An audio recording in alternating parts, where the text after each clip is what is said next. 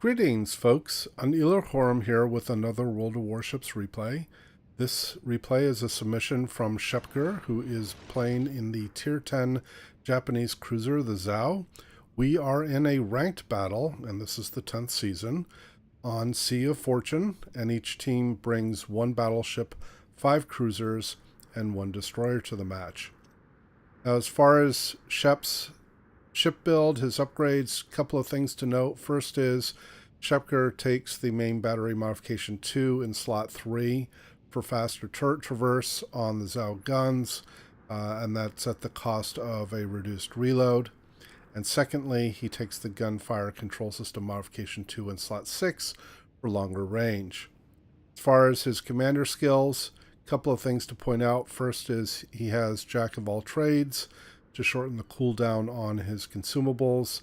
And secondly, he carries both Survivability Expert, which is more commonly used on destroyers, and he also takes Superintendent. The combination of these two tend to improve his ship's endurance and ability to support late game activities.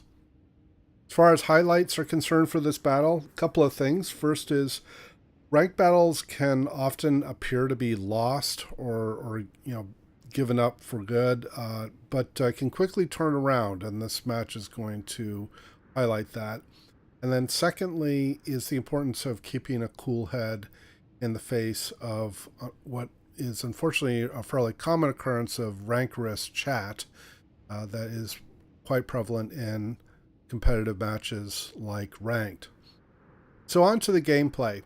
So Schepker's team has elected to move as a group towards the Charlie cap.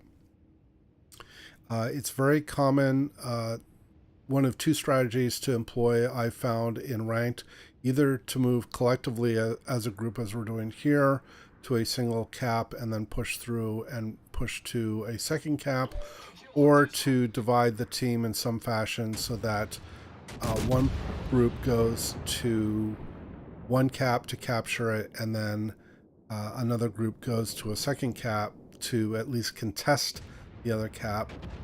And it's often very important in these matches and these ranked battles that a team be able to control at least 2 of the caps to help ensure a win.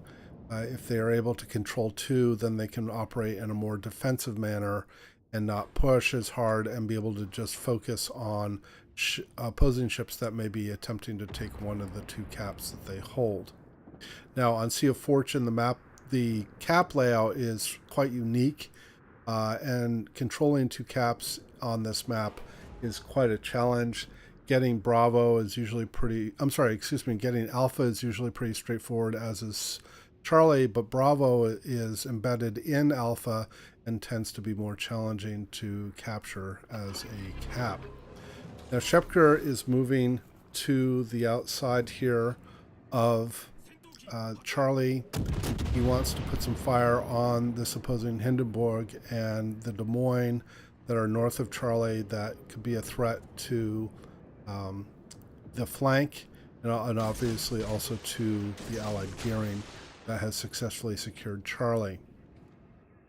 He's sending some preemptive torpedoes in anticipation that either the opposing gearing that was last seen on the north side of Bravo attempts to come in and contest Charlie, and also in the event that the Des Moines and the Hindenburg that are north of Charlie attempt to push farther south.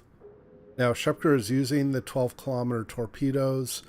They obviously give a lot more flexibility in terms of torpedo targets and options, but they come at the cost of a very significant cooldown of almost 3 minutes. So we can see that Schepker's team has generally worked really well to stick together. The couple of things that I would note just in general is I see very little communication occurring among Schepker's team.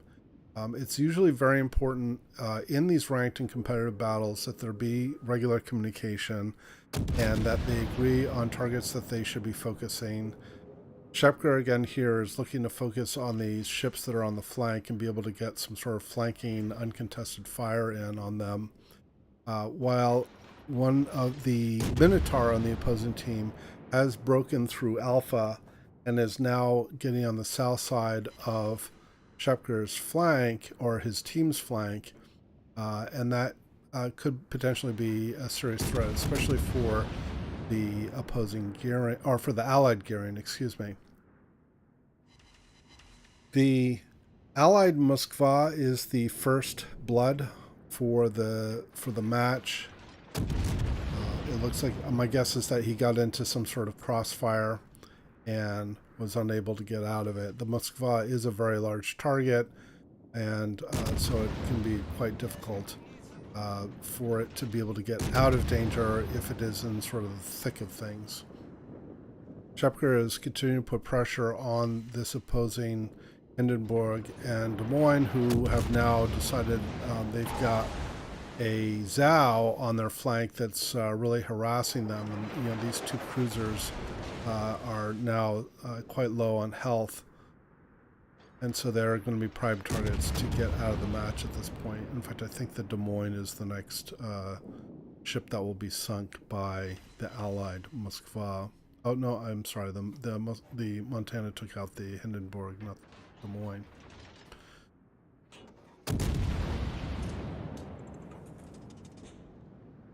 Looking at the map, the opposing team has a ship in Bravo, which is the center circle, and it looks like they will secure that cap right now.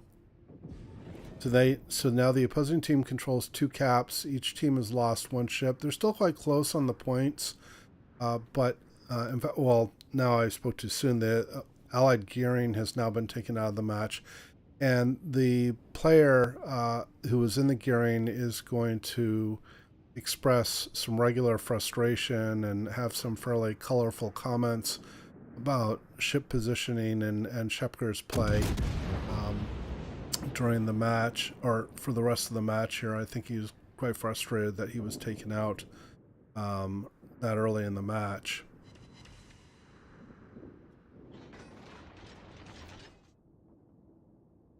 The Zhao is a very good ship for ranged fire. It's a good sort of long-distance harassing ship. It traditionally, before middle of 2017, when some of these smoke mechanics were changed and other firing mechanics were changed, what traditionally had very strong stealth firing capabilities, and part of the reason that it was a very popular Tier 10 cruiser was that it was able to stealth fire reliably and has very, very good shell ballistics. And so being able to hit targets at range was very effective. Schepker is going to send some widespread torpedoes here, again in anticipation that the opposing the opposing Minotaur has either come out of his smoke or will be coming out of his smoke, as it is now expiring, in order to discourage him from approaching. The opposing gearing has been successfully eliminated from the match. There's the opposing Minotaur. And our ally Des Moines has now been taken down. He was quite low in health. And then suddenly the opposing Des Moines was also taken out. So the ships are even, but Schepker's team is at an increasing point differential of almost 100 points now. Schepker is trying to put pressure on this Minotaur to get him out of the match, since obviously the Minotaur has very high DPM and is a serious threat to the flank. Schepker's team has now lost another ship. It's now 3 ships to 4. The point differential is now over 200 points. And so you can see very quickly how the point differential can grow and how things can change quite quickly in these ranked battles. The opposing team, the Minotaur is relatively unhealthy, as fewer than half of his hit points, but the opposing Hindenburg, Montana, and Worcester are also all quite healthy. And yet Schepker's allied Montana is quite wounded. There was actually a very good hit on the opposing Montana, presumably by the opposing, or by the allied Montana.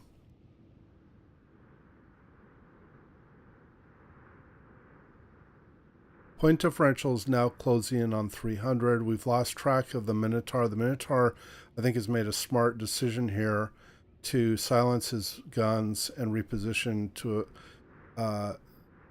in a way that's more advantageous for him. You can see his fire going over to the allied Hindenburg, so he's able to fire from stealth.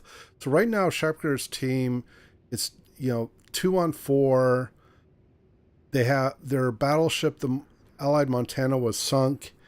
They only hold one cap out of the 3, and you can start seeing some of the comments that are being made in chat about Schepker's position. He was obviously providing flanking fire and was able to do some decent damage, but the gearing is obviously very frustrated. He's now blaming Schepker for what is assumed to be a loss at this point. The allied Hindenburg we can't see how healthy he is. Now the Minotaur has showed up because Schepker puts his plane up. So he's now able to see the Minotaur. We don't know how healthy the allied Hindenburg is at this point.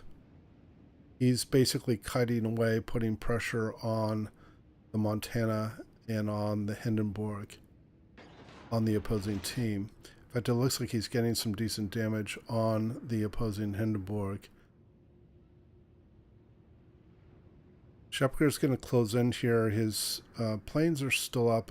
I think he may have lost one of the 2 planes. So he's currently unable to see the Minotaur. He has AP preloaded. There is hydro from the Minotaur. And the allied Hindenburg has now sunk the opposing Hindenburg. And with this salvo, Schepker was able to sink the opposing Minotaur. So now they have evened the ships, but the point differential is still almost 250 points. And they have no battleships on Schepker's team. The opposing Worcester is still quite healthy. The Montana has nearly half of his health. Again, we still cannot see how healthy the opposing or the allied Hindenburg is.